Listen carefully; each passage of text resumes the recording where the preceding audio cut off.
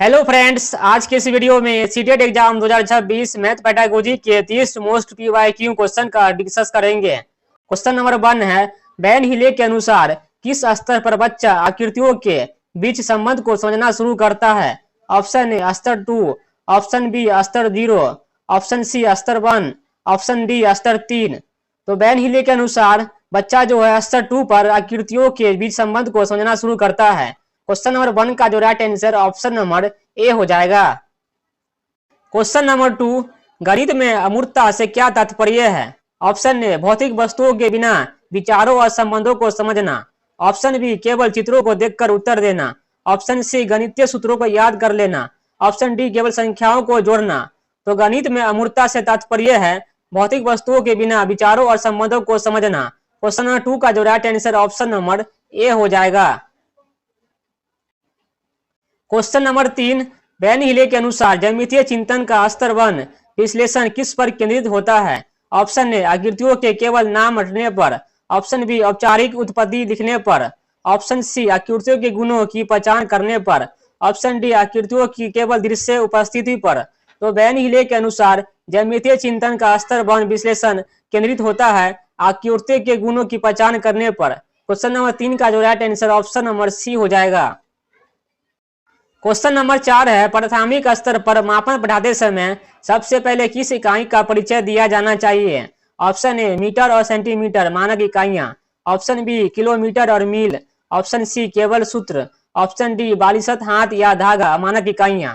तो प्राथमिक स्तर पर मानक बढ़ाते समय सबसे पहले बालिशत हाथ या धागा मानक इकाइयों का परिचय दिया जाना चाहिए। क्वेश्चन नंबर 4 का right answer option number D हो जाएगा। क्वेश्चन नंबर 5, एनसीईआरटी 2005 के अनुसार गणित शिक्षण का संक्रिय उद्देश्य क्या है? ऑप्शन ए बच्चे में तार्किक चिंतन का विकास करना, ऑप्शन बी संख्यात्मक कौशल जैसे गणना और मापन का विकास करना, ऑप्शन सी बच्चे की सोच का गणितीयकरण करना, ऑप्शन डी समस्या समाधान कौशल को बढ़ाना। तो एनसीईआरटी 2005 के अनुसार गणित शिक्षण का संक्रिय उद्देश्य है संख्यात्मक कौशल जैसे गणना और मापन का विकास करना। क्वेश्चन नंबर 5 का right answer option number B हो जाएगा। क्वेश्चन नंबर 6 है, गणित में ओपन एंडेड खुले अंत वाले प्रश्न का एक उदाहरण कौन सा है? ऑप्शन ए 5 + 3 कितना होगा, ऑप्शन बी वर्ग का परिणाम क्या है यदि भुजा 4 सेमी है, ऑप्शन सी ऐसी दो संख्या बताइए जिनका योग 8 हो, ऑप्शन डी 10 में से 4 घटाने पर क्या मिलेगा। तो गणित में ओपन एंडेड खुले अंत वाले प्रश्न का एक उदाहरण है ऐसी दो संख्या बताइए जिनका योग 8 होगा। क्वेश्चन नंबर 6 का जो right answer option number C हो जाएगा। क्वेश्चन नंबर 7, गणितीय शब्दावली में एल्गोरिदम का अर्थ क्या होता है? ऑप्शन ए किसी समस्या को हल करने की चरणबद्ध विधि, ऑप्शन बी केवल ज्यामितीय आकृतियां बनाना, ऑप्शन सी गणितीय पहेली हल करना, ऑप्शन डी केवल सूत्रों की सूची। तो गणितीय शब्दावली में एल्गोरिदम का अर्थ होता है किसी समस्या को हल करने की चरणबद्ध विधि। क्वेश्चन नंबर 7 का right answer option number A हो जाएगा। क्वेश्चन नंबर 8, एक छात्र लिखता है 0.50 बड़ा है 0.5 से, यह भ्रांति किस चरण से है? ऑप्शन ए स्थानीय मार और दशमलव की अवधारणा में अस्पष्टता की कमी, ऑप्शन बी छात्रों को गिनती नहीं आती, ऑप्शन सी यह केवल अनजाने में हुई गलती, ऑप्शन डी छात्रों को सुनने का ज्ञान नहीं है। तो एक छात्र लिखता है 0.50 बड़ा है 0.5 से, यह भ्रांति किस चरण से है? तो यह है स्थानीय मान और दशमलव की अवधारणा में अस्पष्टता की कमी। क्वेश्चन नंबर 8 का जो right answer option number A हो जाएगा। क्वेश्चन नंबर 9, गणितीय संप्रेषण में सुधार के लिए कक्षा में क्या किया जाना चाहिए? ऑप्शन ए केवल शिक्षक को ही बोलना चाहिए, ऑप्शन बी बच्चों को शांत रखकर काम करने को कहना चाहिए, ऑप्शन सी केवल लिखित परीक्षाएं पढ़ानी चाहिए, ऑप्शन डी बच्चों को अपने गणितीय विचारों पर चर्चा करने के अवसर देना चाहिए। तो गणितीय संप्रेषण में सुधार के लिए कक्षा में बच्चों को अपने गणितीय विचारों पर चर्चा करने के अवसर देना चाहिए। क्वेश्चन नंबर 9 का right answer option number D हो जाएगा। क्वेश्चन नंबर 10, प्राथमिक स्तर पर डाटा हैंडलिंग आंकड़ों का प्रबंधन सिखाने का मुख्य उद्देश्य क्या है? ऑप्शन ए जटिल सांख्यिकी के सूत्र याद कराना, ऑप्शन बी सूचनाओं को एकत्रित करने व्यवस्थित करने और निष्कर्ष निकालने की क्षमता का विकास करना, ऑप्शन सी केवल बार ग्राफ बनाना, ऑप्शन डी कंप्यूटर चलाना सिखाना। तो प्राथमिक स्तर पर डाटा हैंडलिंग आंकड़ों का प्रबंधन सिखाने का उद्देश्य है सूचनाओं को एकत्रित करने व्यवस्थित करने और निष्कर्ष निकालने की क्षमता का विकास करना। क्वेश्चन नंबर 10 का ऑप्शन नंबर बी हो जाएगा।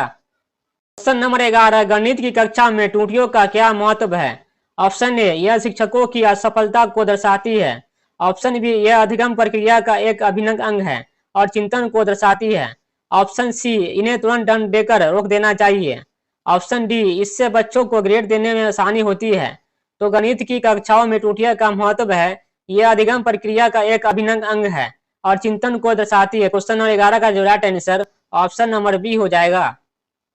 क्वेश्चन नंबर 12, जियो बोर्ड का प्रयोग मुख्य रूप से किस अवधारणा को स्पष्ट करने के लिए किया जाता है? ऑप्शन ए, 2D आकृतियां और उनके गुण। ऑप्शन बी, 3D आकृतियों का आयतन। ऑप्शन सी, बीजीय समीकरण। ऑप्शन डी, प्रायिकता। तो जियो बोर्ड का प्रयोग मुख्य रूप से 2D आकृतियां और उनके गुण को स्पष्ट करने के लिए किया जाता है। क्वेश्चन नंबर 12 का जो right answer option number A हो जाएगा। क्वेश्चन नंबर 13, निगमनात्मक तर्क किस पर आधारित होता है? ऑप्शन ए, विशिष्ट उदाहरणों से नियम बनाना। ऑप्शन बी, बिना किसी तर्क के मानना। ऑप्शन सी, सामान्य नियमों को लागू करके विशिष्ट निष्कर्ष निकालना। ऑप्शन डी, केवल चित्रों को देखकर अनुमान लगाना। तो निगमनात्मक तर्क आधारित होता है सामान्य नियमों को लागू करके विशिष्ट निष्कर्ष निकालना। क्वेश्चन नंबर 13 का जो right answer option number C हो जाएगा। क्वेश्चन नंबर 14, गणित में प्रतिरूप का अध्ययन क्यों महत्वपूर्ण है? ऑप्शन ए, यह केवल कला और चित्रकारी में मदद करता है। ऑप्शन बी, यह बच्चों का समय बिताने का तरीका है। ऑप्शन सी, यह केवल कठिन गणित के लिए है। ऑप्शन डी, यह बीजीय चिंतन और तार्किक संबंधों को समझने का आधार है। तो गणित में प्रतिरूप का अध्ययन महत्वपूर्ण है, यह बीजीय चिंतन और तार्किक संबंधों को समझने का आधार है। क्वेश्चन नंबर 14 का जो right answer option number D हो जाएगा। क्वेश्चन नंबर 15, अबेकस का उपयोग किसमें सबसे अधिक उपयोगी होता है? ऑप्शन ए, स्थानीय मान और गणना कौशल के विकास में। ऑप्शन बी, ज्यामितीय प्रेमों को सिद्ध करने में। ऑप्शन सी, ग्राफ खींचने में। ऑप्शन डी, समीकरण को हल करने में। तो अबेकस का उपयोग जो स्थानीय मान और गणना कौशल के विकास में सबसे अधिक होता है। क्वेश्चन नंबर 15 का right answer option number A हो जाएगा। क्वेश्चन नंबर 16, गणित में पोर्टफोलियो क्या है? ऑप्शन ए, केवल बच्चे के परीक्षा रिपोर्ट कार्ड का संग्रह। ऑप्शन बी, एक निश्चित अवधि में बच्चे द्वारा किए गए कार्यों का प्रमाणिक रिकॉर्ड। ऑप्शन सी, केवल शिक्षक की डायरी। ऑप्शन डी, गणित के सूत्रों की किताब। तो गणित में पोर्टफोलियो है एक निश्चित अवधि में बच्चे द्वारा किए गए कार्यों का प्रमाणिक रिकॉर्ड। क्वेश्चन नंबर 16 का right answer option number B होगा। क्वेश्चन नंबर 17 है, प्राथमिक स्तर पर अनुमान लगाने के कौशल का विकास क्यों आवश्यक है? ऑप्शन ए, क्योंकि दैनिक जीवन में त्वरित निर्णय और व्यवहारिक गणना की आवश्यकता होती है। ऑप्शन बी, क्योंकि इससे सटीक उत्तर निकालने की आवश्यकता नहीं रहती। ऑप्शन सी, क्योंकि यह परीक्षा में समय बर्बाद करता है। ऑप्शन डी, क्योंकि यह केवल उच्च स्तर के लिए उपयोगी है। तो प्राथमिक स्तर पर अनुमान लगाने के कौशल का विकास इसलिए आवश्यक है क्योंकि यह दैनिक जीवन में त्वरित निर्णय और व्यवहारिक गणना की आवश्यकता होती है। क्वेश्चन नंबर 17 का right answer option number A हो जाएगा। क्वेश्चन नंबर 18, गणित की पाठ्य पुस्तक में व्यवहारिक समस्याएं शामिल करने का मुख्य कारण क्या है? ऑप्शन ए, भाषा का परीक्षण करना। ऑप्शन बी, गणित को बच्चे के वास्तविक जीवन और संदर्भ से जोड़ना। ऑप्शन सी, प्रश्न पत्र को कठिन बनाना। ऑप्शन डी, केवल अभ्यास के प्रश्नों की संख्या बढ़ाना। तो गणित की पाठ्य पुस्तक में व्यवहारिक समस्या शामिल करने का मुख्य कारण है गणित को बच्चे के वास्तविक जीवन और संदर्भों से जोड़ना। क्वेश्चन नंबर 18 का जो right answer option number B होगा। क्वेश्चन नंबर 19, डेनिस ब्लॉक किस अवधारणा को सिखाने के लिए उपयुक्त नहीं है? ऑप्शन ए, जोड़ घटाव। ऑप्शन बी, स्थानीय मान। ऑप्शन सी, प्रायिकता। ऑप्शन डी, पुनः समूहीकरण।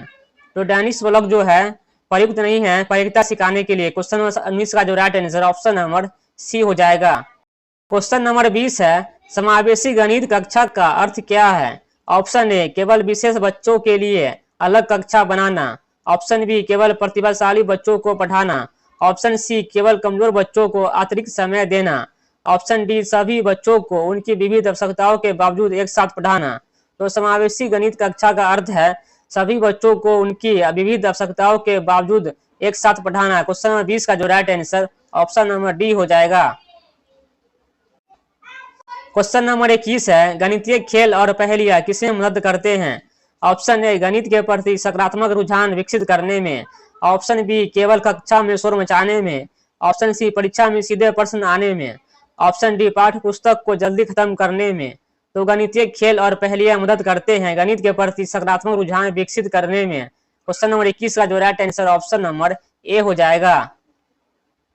क्वेश्चन नंबर 22 है, रचनात्मक मूल्यांकन का मुख्य उद्देश्य क्या है? ऑप्शन ए सत्र के अंत में अंक देना। ऑप्शन बी अधिगम प्रक्रिया के दौरान बच्चे की समझ का आकलन करना और सुधार करना। ऑप्शन सी बच्चे की तुलना करके रैंक तय करना। ऑप्शन डी अगली कक्षा में पदोन्नत करना। तो रचनात्मक मूल्यांकन का उद्देश्य है अधिगम प्रक्रिया के दौरान बच्चे की समझ का आकलन करना और सुधार करना। क्वेश्चन नंबर 22 का right answer option number B हो जाएगा। क्वेश्चन नंबर 23 है, प्राथमिक स्तर पर भिन्न की अवधारणा सिखाते समय सबसे पहले क्या करना चाहिए? ऑप्शन ए सीधे भिन्न की परिभाषा बताना। ऑप्शन बी श्याम पट पर भिन्न लिखना। ऑप्शन सी कंक्रीट मूर्त वस्तुओं को हिस्से में बांटकर दिखाना। ऑप्शन डी भिन्नों के योग के नियम बताना। तो प्राथमिक स्तर पर भिन्न की अवधारणा सिखाते समय सबसे पहले करना चाहिए कंक्रीट मूर्त वस्तुओं को हिस्से में बांटकर दिखाना। क्वेश्चन नंबर 23 का जो right answer option number C हो जाएगा। क्वेश्चन नंबर 24 है, गणितीय भय को दूर करने का सबसे अच्छा तरीका कौन सा है? ऑप्शन ए प्रतिदिन दंडात्मक टेस्ट लेना। ऑप्शन बी गणित को केवल कठिन विषय बताना। ऑप्शन सी बच्चों को गणित पढ़ाने से छूट देना। ऑप्शन डी सहायक अधिगम सामग्री और खेल आधारित गतिविधियों का उपयोग करना। तो गणितीय भय को दूर करने का सबसे अच्छा तरीका है सहायक अधिगम सामग्री और खेल आधारित गतिविधियों का उपयोग करना। क्वेश्चन नंबर 24 का जो right answer option number D हो जाएगा। क्वेश्चन नंबर 25, प्राथमिक स्तर पर गणितीय अवधारणा को प्रस्तुत करने का सही क्रम क्या है? ऑप्शन ए भाषा चित्र प्रतीकात्मक प्रतिनिधित्व अनुभव। ऑप्शन बी अनुभव भाषा चित्र प्रतीकात्मक प्रतिनिधित्व। ऑप्शन सी प्रतीकात्मक प्रतिनिधित्व चित्र भाषा अनुभव। ऑप्शन डी चित्र भाषा अनुभव प्रतीकात्मक प्रतिनिधित्व। तो प्राथमिक स्तर पर गणितीय अवधारणा को प्रस्तुत करने का सही क्रम है अनुभव भाषा चित्र प्रतीकात्मक प्रतिनिधित्व। क्वेश्चन नंबर 25 का जो right answer option number B हो जाएगा।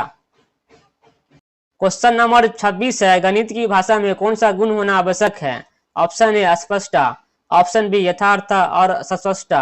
ऑप्शन सी अत्यधिक अलंकारी शब्द। ऑप्शन डी केवल कठिन शब्द। तो गणित की भाषा में यथार्थता और अस्पष्टता शब्द होना आवश्यक है। क्वेश्चन नंबर 26 का जो right answer option number B हो जाएगा। क्वेश्चन नंबर 27 है, समस्या समाधान दृष्टिकोण में शिक्षक की क्या भूमिका होती है? ऑप्शन ए केवल सीधे उत्तर बता देना। ऑप्शन बी ब्लैक बोर्ड पर पूरा हल छाप देना। ऑप्शन सी एक सुगमकर्ता के रूप में मार्गदर्शन करना। ऑप्शन डी बच्चों को स्वयं सोचने से रोकना। तो समस्या समाधान दृष्टिकोण में शिक्षक की भूमिका होती है एक सुगमकर्ता के रूप में मार्गदर्शन करना। क्वेश्चन नंबर 27 का जो right answer option number C हो जाएगा। क्वेश्चन नंबर 28 है, 10 ग्राम में मुख्य रूप से कितनी आकृतियां होती है? ऑप्शन ए 3 या 4। Option B 10। Option C 12। Option D 5 या 7। तो 10 ग्राम में मुख्य रूप से 5 या 7 आकृतियां होती है। क्वेश्चन नंबर 28 का right answer option number D हो जाएगा। क्वेश्चन नंबर 29 है, आगमन विधि की मुख्य सीमा क्या है? ऑप्शन ए यह बच्चों में खोज की प्रवृत्ति बढ़ाती है। ऑप्शन बी यह अत्यधिक समय लेती है और इससे पाठ्यक्रम धीमी गति से आगे बढ़ता है। ऑप्शन सी यह रटने पर बल देती है। ऑप्शन डी यह केवल उच्च कक्षाओं के लिए है। तो आगमन विधि की मुख्य सीमा है यह अत्यधिक समय लेती है और इसमें पाठ्यक्रम धीमी गति से आगे बढ़ता है। क्वेश्चन नंबर 29 का जो right answer option number B हो जाएगा। क्वेश्चन नंबर 30, प्राथमिक स्तर पर मानचित्रण से बच्चे में किस योग्यता का विकास होता है? ऑप्शन ए स्थान और दिशा ज्ञान की सापेक्ष समझ। ऑप्शन बी केवल ड्राइंग बनाने का कौशल। ऑप्शन सी पहाड़ याद करने की क्षमता। ऑप्शन डी बीजीय समीकरण हल करने की क्षमता। तो प्राथमिक स्तर पर मानचित्र से बच्चे में किस योग्यता का विकास होता है? यह होता है स्थान और दिशा ज्ञान की सापेक्ष समझ। क्वेश्चन नंबर 30 का right answer option number A